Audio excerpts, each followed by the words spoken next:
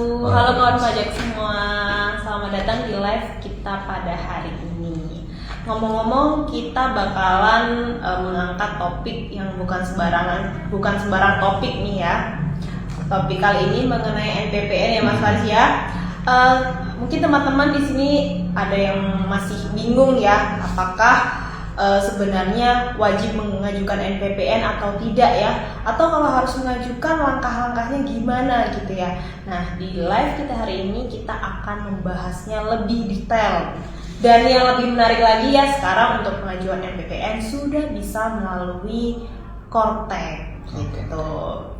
Tapi tenang, kita tidak hanya membahas teori saja, nanti kita bahas dari dasar aturannya, alurnya, sampai contoh situasi di lapangan, Mas Faris ya.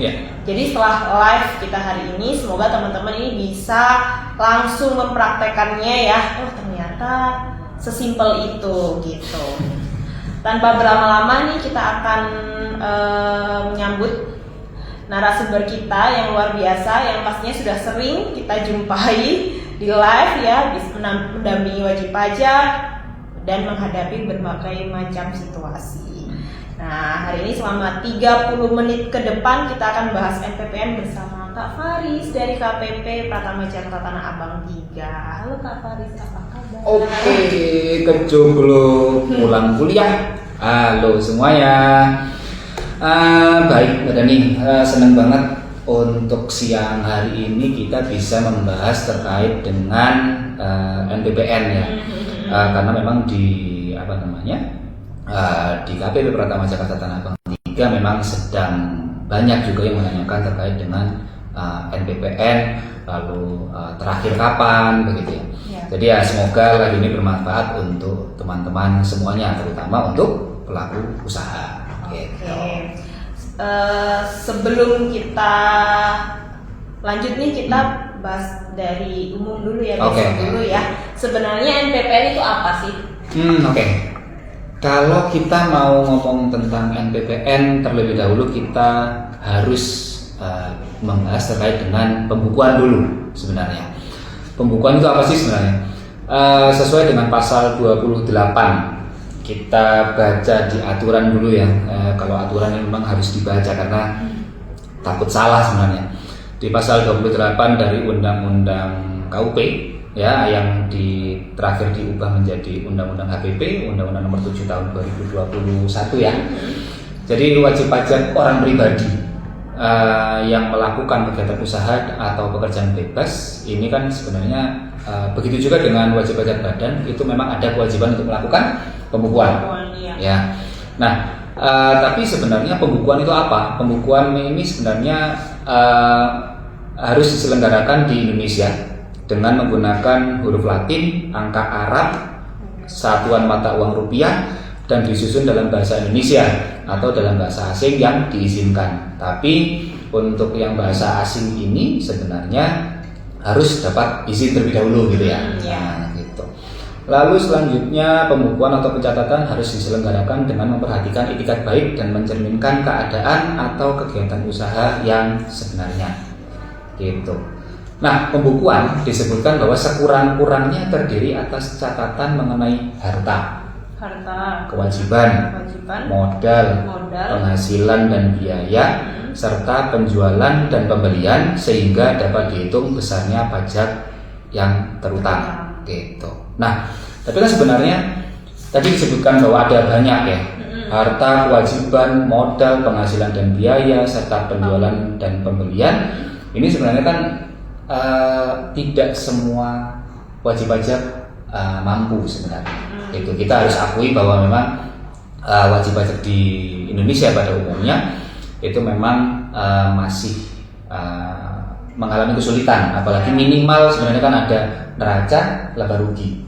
Beberapa dari wajib pajak yang datang ke kita selalu menyebutkan gimana bentuk neraca ya. Neraca, oh Pak pokoknya ada di kanan kiri seperti apa. Nah itu kan memang susah. Kalau untuk laporan laba rugi mungkin memang lebih mudah ya. Tapi kembali lagi karena memang banyak wajib pajak mengalami masalah terkait dengan pembuatan pembukuan, maka tidak semua wajib pajak harus melakukan pembukuan begitu. Ada yang diperbolehkan untuk melakukan pencatatan, namanya pencatatan. Nah, NPPN sendiri atau norma penghitungan penghasilan neto adalah persentase tertentu yang dipakai untuk menghitung penghasilan neto bagi wajib pajak orang pribadi yang tidak melakukan pembukuan. Nah, caranya kalau pembukuan itu kan sebenarnya adalah penghasilannya berapa dikurangi dengan biaya, ya, lalu dia semua biaya nanti ditemukan penghasilan neto namanya ya. Nah, penghasilan neto. Nah, tapi karena memang beberapa wajib pajak mengalami kesulitan, maka kita sediakan persentase yang bisa dipakai untuk langsung dikalikan dengan penghasilan bruto, supaya setelah dikalikan dengan persentase tersebut kita langsung mendapatkan penghasilan yang neto begitu. Nah, perlu dicatat bahwa NPPN itu bukan merupakan jalan pintas ya. Udah kita pakai pencatatan aja biar gampang. Tapi ini sebenarnya adalah alat bantu administrasi. Nah, untuk persentasenya bisa dilihat di Per 17 tahun 2015. Gambaran awalnya seperti itu. Itu masih berlaku ya untuk ketentuannya ya, Mas Arsi, ya, betul. Dirubah ya. Betul. Oke. Berarti sebenarnya untuk NPPN ini itu cocok ya untuk wajib pajak UMKM ya, Mas ya? Ya. Jadi karena memang UMKM ini memang kita kalau melihat sebenarnya arus uangnya itu terlalu cepat mungkin ya. Kalau tidak bisa dikatakan cepat, maka biasanya terlalu cepat. Saya pernah cukur rambut. Waktu cukur rambut itu si mamangnya, ini adalah mamang Asgar ya, di Garut, itu melakukan pekerjaannya. Terus karena dia tahu bahwa saya adalah orang pajak, maka dia ngomong, "Mas, kalau saya mau melakukan pembukuan, mau melakukan laporan, itu harus ada apa?" Ya, harus ada pembukuan begitu. Nah, pembukuan itu apa? Gitu ya. Itu kan susah nih. Panjang ya, Mas. Ini adalah pokoknya pemasukanmu berapa dikurangi pengeluaranmu, itu nanti dikurangi, itu akan menjadi penghasilannya itu, lalu dikurangi sekian. Tapi dia ngomongnya gini, gimana saya? Bingung ya? Iya, saya cuma dapat uang langsung masuk saku. Nanti kalau misalkan alat cukur saya ada yang rusak, misalkan butuh minyak atau beli, gitu. Iya, langsung beli. Kita nggak ngitung, gitu. Nah, itu mungkin bisa atau cocok mungkin untuk orang-orang yang sepertinya sebagai pelaku usaha untuk UMKM, gitu. Lalu bedanya dengan yang tarif UMKM yang 0,5% itu, Mas, yang PP 55 itu apa? Ya, ini sebenarnya membahas yang sesuatu yang berbeda, gitu ya. Kalau pajak UMKM yang 0,5% dari omset maksudnya ya, 0,5% dari omset itu adalah bagaimana tata cara kita untuk mendapatkan penghasilan terutangnya. Penghasilan terutang. Pajak terutangnya. Pajak terutang. Nah, tapi untuk norma atau NPPN ini adalah sesuatu yang dilakukan sebelum itu. Ya, sebelum kita menggunakan yang 0,5% tadi. Tapi sebenarnya kembali lagi pembukuan itu untuk pencatatan ini boleh dilakukan oleh yang UMKM. Ya. Tapi tidak harus. Ya, tidak harus. Misalkan Mbak Dani misalkan jualan nasi uduk misalkan. Ya, Tapi Mbak Dani itu bisa untuk melakukan pembukuan. Ya, bisa. Silakan. Gitu.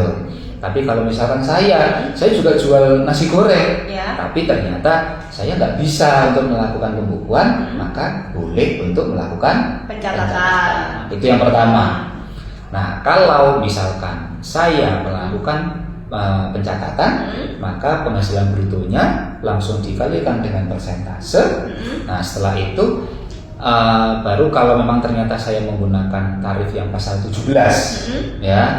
Kalau saya menggunakan tarif pasal 17 penghasilan netonya ini baru dimasukkan di dikurangi dengan PTKP dikurangi dengan PTKP lalu dikalikan dengan tarif pasal 17 kalau saya memang memilih pasal 17 tapi kalau misalkan Mbak Dani tadi ternyata memilihnya adalah menggunakan yang 0,5% dari omset, maka pembukuannya pembukuan tetap dilakukan, tapi 0,5%-nya ini tetap dikalikan dari omset atau penghasilan brutonya.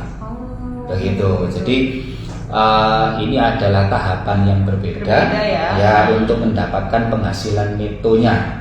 Penghasilan netonya. Tapi kalau untuk yang UMKM tapi menggunakannya 0,5%, maka tetap 0,5%-nya dari omset. Berarti NPPN itu hanya menghitung penghasilan netonya saja ya, agar lebih simpel gitu ya, tidak usah mengurangi biaya-biaya gitu ya Mas ya. Betul. Oh gitu. Kalau yang tadi UMKM itu untuk menghitung pajak yang terutang, jadi langsung gitu ya. Jadi lebih simpel gitu ya. Kalau penghasilan neto tadi masih dikurangi dengan PTKP dan lain sebagainya gitu ya. Itu berarti memang jalurnya memang berbeda. Oke. Lalu untuk tarif presentasenya Mas Faris itu beda-beda ya? Ya. Kalau di Per 17 tahun 2015 ini sebenarnya norma itu dibagi menjadi 3. Yang pertama adalah 10 ibu kota provinsi. Yaitu yang pertama Medan, Palembang, Jakarta, Bandung, Semarang, Surabaya, Denpasar, Manado, Makassar, dan Pontianak. Itu yang pertama. Lalu yang kedua, ibu kota provinsi lainnya. Nah, itu persentasenya juga berbeda. Lalu yang ketiga, daerah lainnya. Sisanya dari yang 10 sama ibu kota, sisanya itu maka menggunakan yang ketiga. Begitu. Jadi norma itu sebenarnya melihat dari yang pertama jenis usahanya dulu. Jenis usaha. Jenis usaha. Lalu yang kedua tempat. Oke. Berarti di lampiran ketentuannya itu udah ada ya jenis usahanya apa, tarifnya berapa, di tempatnya di mana gitu ya Mas ya, sesuai dengan ibu kota provinsi utama atau ibu kota provinsi lainnya atau yang lain gitu ya, daerah lainnya. Oke. Lalu Mas Faris, ini persyaratannya itu apa saja sih agar bisa menggunakan NPPN? Oke. Dari tadi sebenarnya kita udah panjang-panjang, tapi ternyata kita belum ngomongin masalah syarat. Gitu. Nah, syaratnya sebenarnya cuma 2. Yang pertama adalah WP orang pribadi. WP orang pribadi. Jadi kalau kita membahas masalah orang pribadi, maka badan nggak boleh. Berarti NPPN itu khusus orang pribadi. Yes. Oke. Kalau yang UMKM 0,5% tadi bisa badan, bisa orang pribadi gitu ya Mas? Iya, betul. Oke, NPPN untuk orang pribadi. Orang pribadi yang melakukan usaha atau pekerjaan bebas. Begitu. Nah, berarti kalau karyawan boleh apa enggak? Nggak boleh ya? Nggak boleh. Kecuali punya usaha ya Mas ya? Iya, begitu. Nah, jadi nanti misalkan karyawan terus punya toko kelontong misalkan. Nah, karyawannya tidak menggunakan NPPN, tapi untuk untuk usahanya toko kelontong tadi boleh. Bisa. Ya, boleh. Mau pembukuan boleh, pencatatan boleh. Gitu. Lalu yang kedua, peredaran brutonya paling besar adalah kurang dari 4,8 miliar. Begitu. Jadi kalau kita membahas penghasilannya sudah di atas 4,8 miliar, udah lupain dulu pencatatan ya, kita harus melakukan pembukuan. Begitu. Berarti ada 2 syarat ya Mas. Tadi WP orang pribadi yang punya usaha atau pekerjaan bebas, lalu peredaran brutonya kurang dari 4,8 miliar dalam setahun ya? Ya, betul. Ada 2 syarat itu. Ini harus dipenuhi semua atau satu aja? Harus 2 karena di sini adalah syarat kumulatif karena menggunakan dan. Begitu. Kata dan, kalau atau kan 1 atau 2 itu kan bisa pilih salah satu gitu. Tapi kalau misalkan dan, maka yang pertama dan yang kedua harus dipenuhi semua. Dipenuhi semua. Terus yang omset tadi kan omsetnya 4,8 miliar nih. Nah itu termasuk usaha, termasuk seperti tadi yang pegawai, termasuk penghasilan pegawainya, apa hanya dari toko kelontong saja Mas, hitungan 4,8 M ini? Oke, kalau untuk ini karena tadi kita membahas tentang pekerjaan atau pekerjaan usaha atau pekerjaan bebas ya, jadi kita hanya membahas yang pekerjaan bebas atau usahanya saja. Gitu.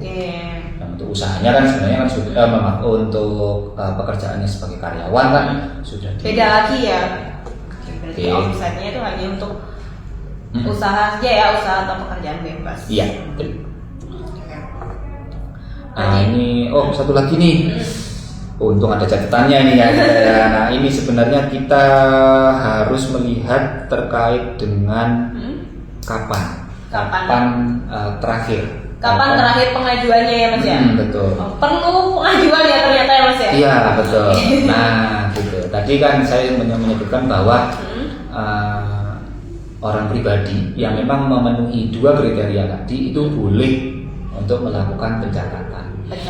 Nah, kalau untuk menggunakan pencatatan atau norma ya, maka harus melakukan pemberitahuan paling lambat 3 bulan sejak awal tahun pajak. 3 bulan sejak awal tahun pajak. Berarti bulan Maret. Ya, benar ya Mas ya? Betul. Kalau memang ternyata dia periode pembukuannya memang Januari sampai dengan Desember. Betul. Berarti kalau untuk tahun pajak 2025 pengajuannya terakhir Maret 2025 ya Mas ya? Betul. Akhir Maret 2025 gitu ya? Harusnya begitu ya. Karena kan memang sebenarnya harusnya sesuai dengan ketentuan pasal 2 dari Per 17 2015 itu wajib pajak tersebut akan dianggap memilih ya menyelenggarakan pembukuan jika tidak menyampaikan pemberitahuan norma. Oke, berarti kawan pajak semua yang belum pengajuan NPPN berarti tidak bisa ya Mas ya sekarang? Tidak bisa, harus pembukuan berarti? Harusnya. Dalam kondisi normal. Dalam kondisi normal. Namun karena memang sekarang masa transisi Kortex ya, masih transisi Kortex, maka wajib pajak ini masih dapat mengajukan untuk tahun 2025 untuk yang sekarang. Oh, jadi seperti ada relaksasi ya karena masa transisi Kortex ya Mas. Oke, berarti enggak di akhir 31 Maret ya. Betul. Sekarang bisa pengajuan di Kortex ya Mas. Oke, berarti mungkin bisa digarisbawahi ya. Kalau sekarang bisa pengajuan NPPN, jadi sudah seperti diperpanjang begitu ya. Jadi kalaupun kawan pajak masih belum pengajuan NPPN, boleh pengajuan saat ini di Kortex. Tapi ngomong-ngomong Mas, gimana nih cara pengajuan di Korteknya ini? Oke, gini. Kalau untuk step by step ya, step by step itu sebenarnya yang pertama yang masuk harus orang pribadi, ya kan ya. Nah, setelah masuk ke orang pribadi, setelah itu kita harus pertama kali menyiapkan kode otorisasi atau sertifikat elektronik. Kalau orang lama itu tahunya adalah sertifikat elektronik. Nah, setelahnya silakan masuk ke sebelah atas ya, masuk ke layanan wajib pajak ya, terus ke layanan administrasi, lalu buat permohonan layanan administrasi. Nah setelah itu kita pilih yang AS.04. AS.04 ya, AS.04 pemberitahuan penggunaan NPPN dan pembukuan secara sangkas. Ya, digarisbawahi AS.04 pemberitahuan penggunaan NPPN dan pembukuan secara sangkas. Nah, setelah itu kita masuk ke AS.04.01 ya, pemberitahuan penggunaan norma penghitungan penghasilan neto atau NPPN. Setelah itu kan diklik simpan. Nah, setelah klik simpan, setelah itu kita masuk ke alur kasus. Jadi kan kita buat rumahnya dulu, lalu setelah itu kita isi dengan masuk ke alur kasus. Silakan diinput sesuai isiannya. Nanti di bawah ada tulisan submit, gitu ya. Nah, tadi kan saya menyebutkan ada pemberitahuan. Ya, pemberitahuan. Jadi yang namanya pemberitahuan itu berbeda dengan permohonan ya. Pemberitahuan berbeda dengan permohonan. Ya, kalau yang namanya permohonan ya itu ada kemungkinan untuk ditolak, ada kemungkinan untuk diterima. Tapi karena di sini disebutkan adalah pemberitahuan, maka ini pasti diterima. Tapi tidak ada penelitian ya Mas ya? Betul. Tapi ya itu tadi kan itu sebenarnya adalah pemberitahuan sepihak ya, pengakuan secara sepihak bahwa saya memenuhi 2 kriteria yang tadi. Saya adalah UP melakukan usaha atau pekerjaan bebas, lalu omset saya kurang dari 4,8 miliar gitu. Tapi nanti ketika memang misalkan di kemudian hari ternyata dari pihak KPP itu tahu nih, ternyata si A ini sudah mendapatkan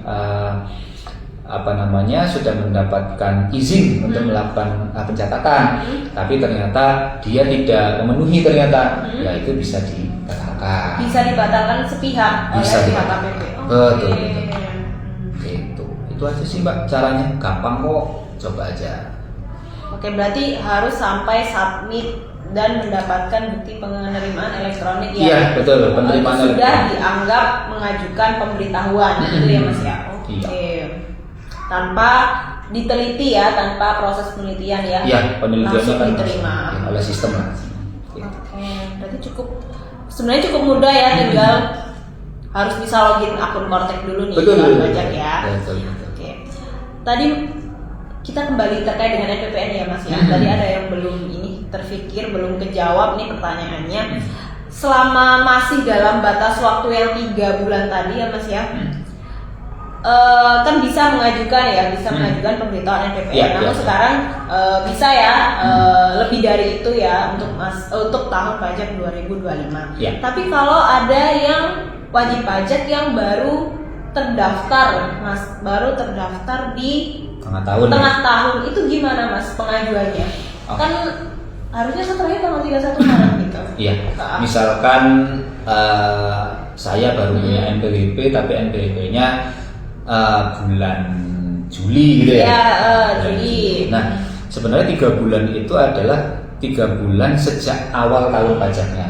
Nah, kan dia baru mempunyai NPWP-nya kan pada bulan Juli. Berarti ya Juli, Agustus, September. Jadi memang terakhir adalah akhir September 2025. Berarti bukan tahun pajak semuanya ya, maksudnya Januari sampai Desember, tapi yang dimaksud itu tahun pajak yang bersangkutan ya, yang bersangkutan itu sudah terdaftarnya kapan gitu ya. Kalau sudah terdaftar sejak awal tahun ya itunya dari awal tahun gitu ya. Gitu. Kalau misalkan terlambat mengajukan nih Mas, ya kan tadi memang tahun 2025 masih bisa. Iya. Kalau sesuai dengan ketentuan ini yang sebenarnya, kalau terlambat mengajukan bagaimana? Apakah ada dispensasi lagi atau gimana gitu Mas? Oke. Aturan di Per 17 tahun 2015 itu jelas.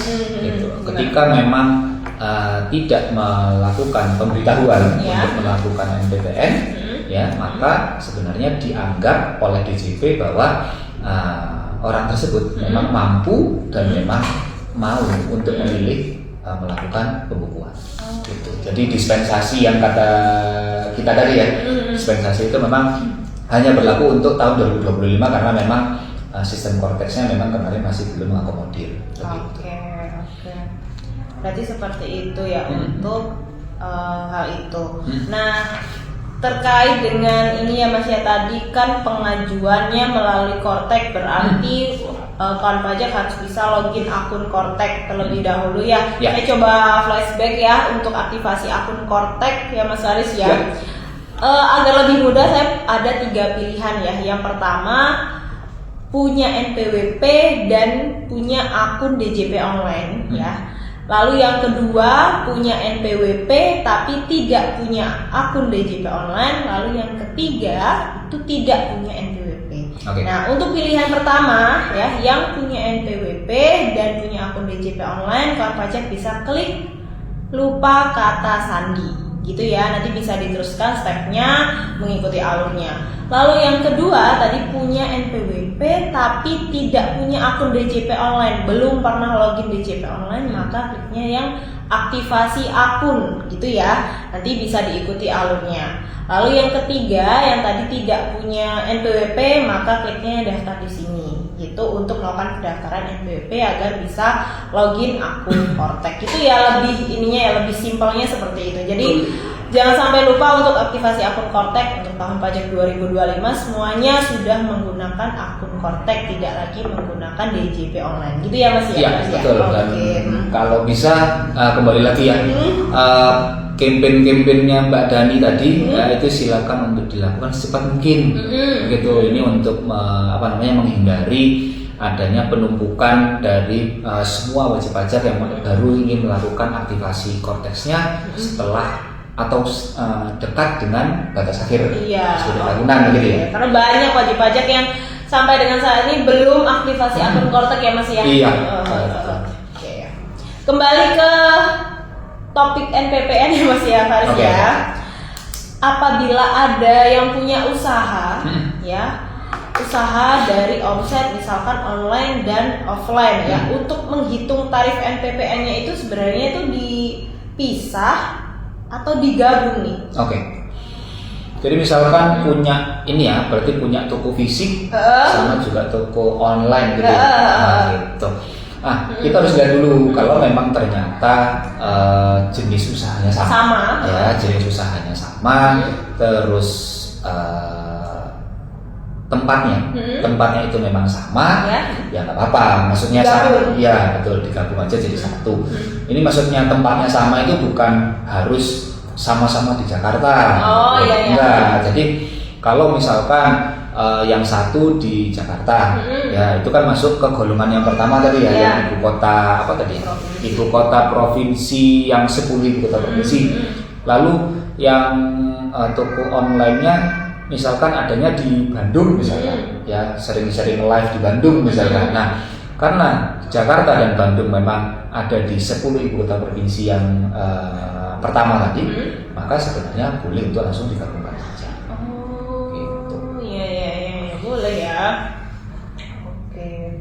Kalau WP-nya punya 2 jenis usaha atau lebih, gimana itu Mas? Berarti jenis usahanya beda-beda nih. Satunya toko kelontong, satunya jenis usaha lain. Oke.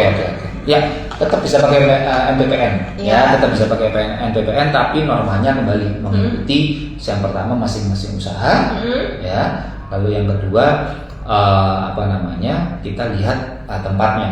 Ya, tempatnya juga misalkan memang berbeda tempat, ya memang misalkan satunya adalah di ibu kota provinsi yang 10, yang satunya adalah ibu kota provinsi tapi yang selain yang 10 tadi, ya berarti memang dibedakan. Tapi pada intinya sebenarnya kedua-duanya atau semuanya itu kita tetap bisa, tetap bisa melakukan pencatatan semuanya.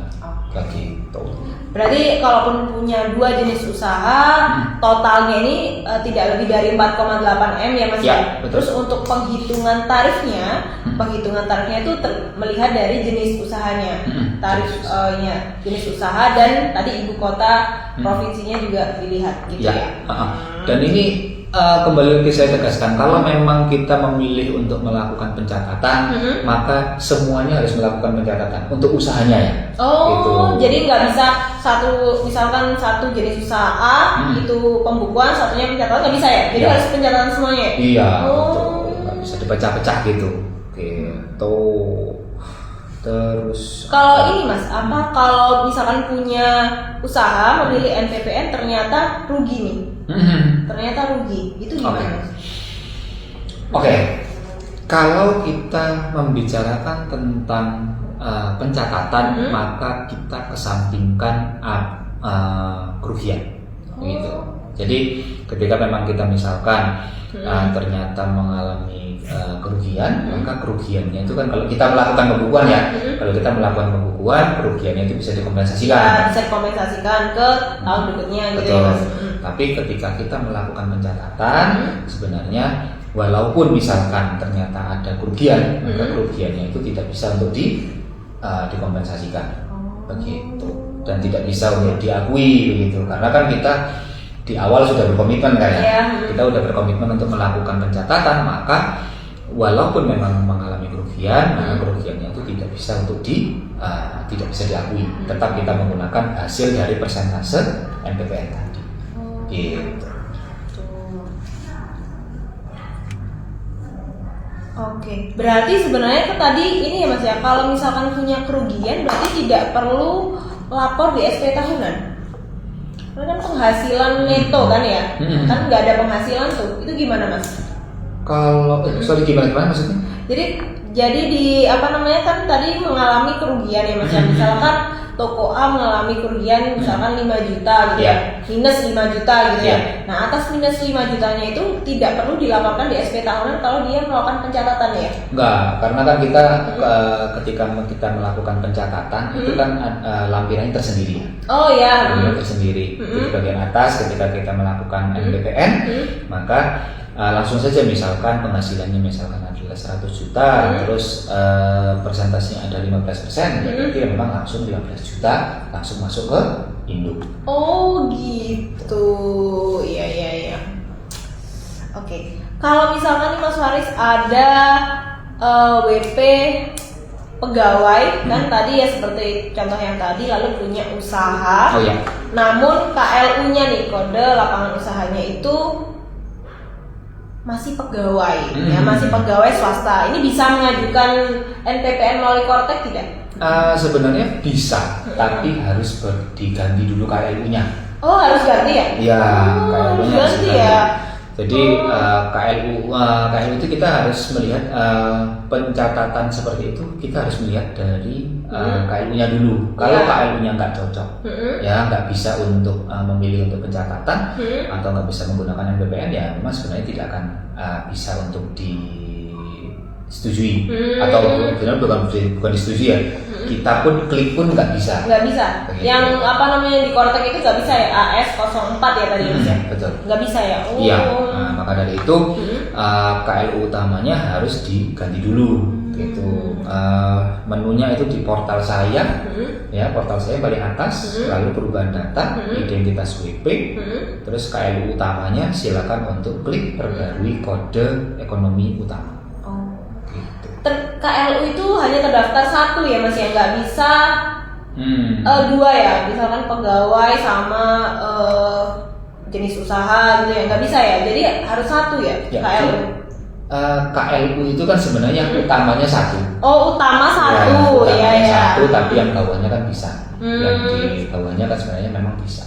Oh bisa menambahkan? Bisa. Oh yang penting adalah KLU utamanya itu sesuai dengan usahanya gitu ya Mas ya. Oh nanti bisa mengajukan NPPN. Betul. Kalau misal ini Mas habis memakai NPPN ya, tahun depan memilih melakukan pembukuan, itu tata caranya gimana? Oke. Misal setelah kita melakukan pencatatan, tapi ternyata setelah ke kantor pajak kita sudah belajar, ternyata pembukuan tidak sesusah itu, misalkan lebih enak. Memang sebenarnya boleh saja. Boleh saja. Iya. Apa yang harus dilakukan? Nggak usah melakukan apa-apa. Oh berarti nggak usah mengajukan pengajuan yang kayak tadi ya, nggak usah pengajuan pembukuan tuh nggak ada ya Mas ya? Betul. Karena kan tadi di awal kita udah menyampaikan bahwa pada dasarnya defaultnya ya semua wajib pajak itu harus menyelenggarakan pembukuan. Gitu. Jadi tidak perlu untuk melakukan apapun untuk melakukan pembukuan. Begitu. Berarti nggak usah mengajukan ini ya NPPN langsung otomatis. Iya. Pembukuan. Otomatis gitu ya? Otomatis pembukuan. Betul. Tapi sebenarnya tadi Mas kita tadi udah membahas banyak mengenai NPPN ini, sebenarnya apa sih manfaatnya?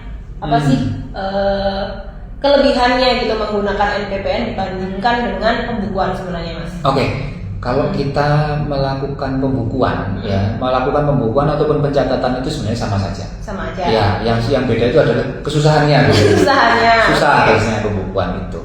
Nah, jadi kalau enaknya kita melakukan pencatatan, ya, kalau kita menggunakan NPPN itu adalah kita nggak perlu pusing-pusing untuk menghitung semua pengeluaran. Pengeluaran, ya. Begitu. Karena tadi ada presentase. Betul, gitu. Jadi lebih mudah sebenarnya, lebih mudah khususnya untuk UMKM ataupun pelaku usaha atau pekerjaan bebas yang arus uangnya cepat.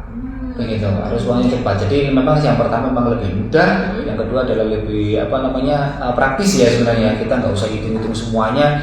Jadi laporan keuangan yang lengkap itu kita tidak harus membuat itu. Jadi memang lebih damai lah kita untuk melakukan pekerjaan. Begitu. Sudah 30 menit sebenarnya.